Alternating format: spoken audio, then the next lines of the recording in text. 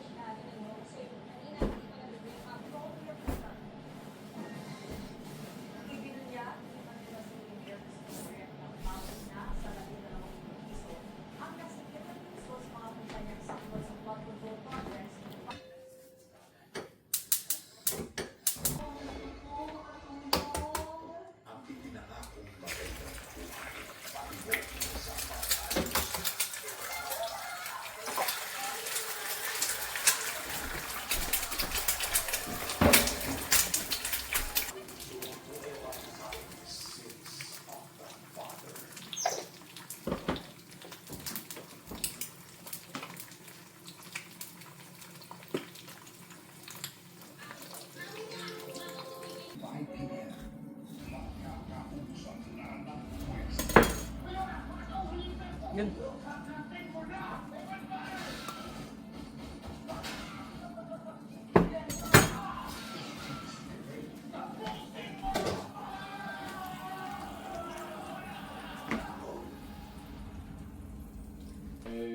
Hindi sila, wala siyang baril po at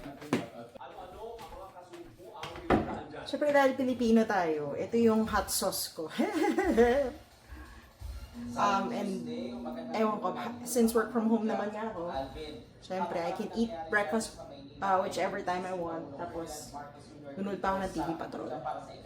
It's been a habit. After nyan, it's showtime naman. which is why I was all over Big Mobile's new customer offer. $15 a month for the first 3 months for new customers.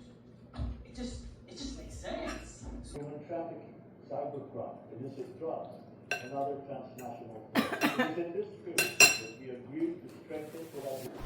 Protektahan siya yung nanay ko dahil nag-isa lang ako sa bahay. 1, 2, 3, catch. Good job. Near pop. So, I usually start working at 7:30 all the way till, I don't know, like maybe 5:30 sometimes.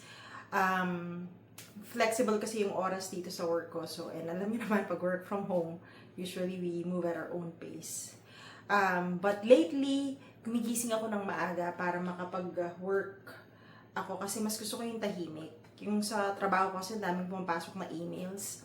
So, usually gusto ko yung tahimik nga. Yung pwede akong makapag-work ng workload ko talaga. Tapos, sasagot ako ng emails after. So, yun.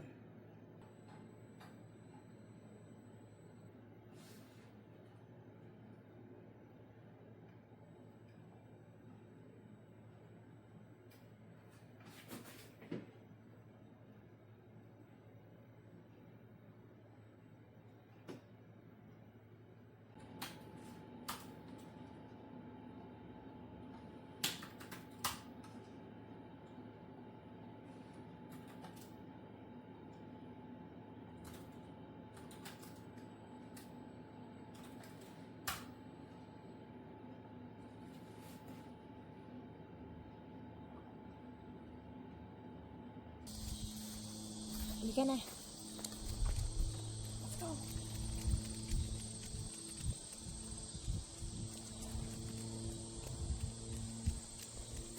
Nang hirap ding ilakad tong asong to kasi yung aso namin hindi pa siya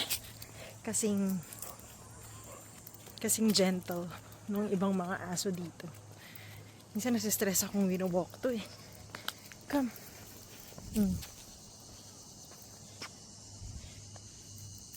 Come.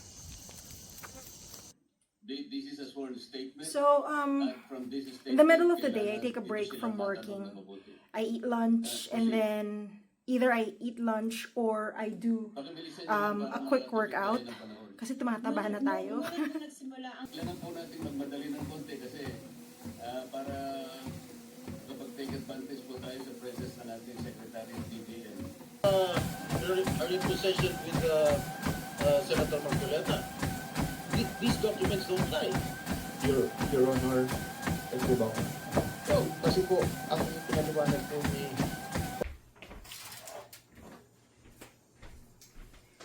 So, it's already 3 p.m. right now. Well, past 3. Break muna ulit ako sa work. Kasi magluluto na ako ng dinner. I'll be making roast chicken. So, let's see kung magiging okay tong roast chicken ko. Ito na yun, oh. Binry natin kagabi.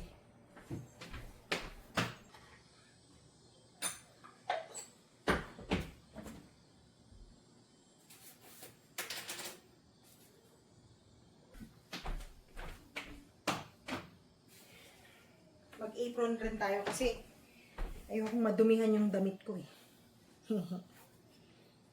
Yan.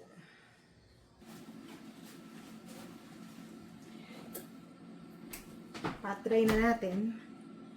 Lagyan muna natin to ng ano niya, seasoning.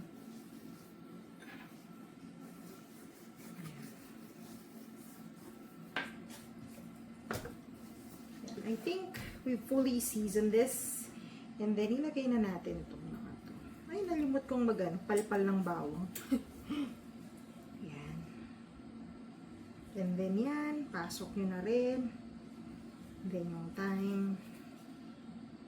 And then, yan. O, diba?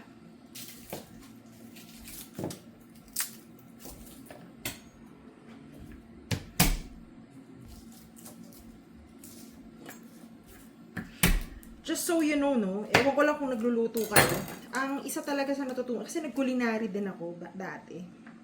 Pero isa sa mga natutunan ko is, when you are brining, or kaya nagpa-fried chicken, when you plan to roast chicken, or say, you wanna, make some fried chicken, important pala talaga yung binabrine mo. Kasi, ang problem talaga sa manok, nag-aano siya eh.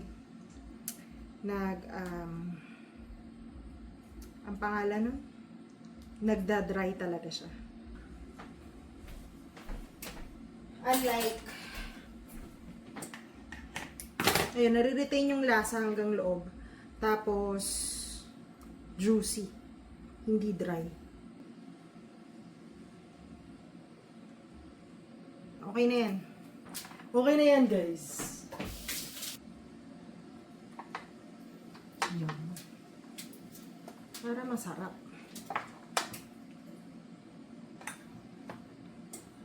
Pero yun nga, ano siya, parang ganun. Kakaloka, ano, parang ano na eh. Parang normal na talaga sa atin, ano, yung corruption, ano, sa Pilipinas. Dito sa Amerika, hindi yan, ano eh. Anyway, may corruption din naman dito. Pero dito parang nakakahiyang mangurap. Sa totoo lang. Kasi dito nahuhuli ka talaga eh. Tsaka nakukulong ka talaga. Kikita ba? Sana nakikita. Ito siya oh. Ayan. Lagay ko na. Mukhang happy naman ako sa kinalabasan ng manok ko. Fairness, no? Not bad. Anyway, I'll end my vlog here. So, this has been my day. Hope to see you again in the next vlog. Bye for now.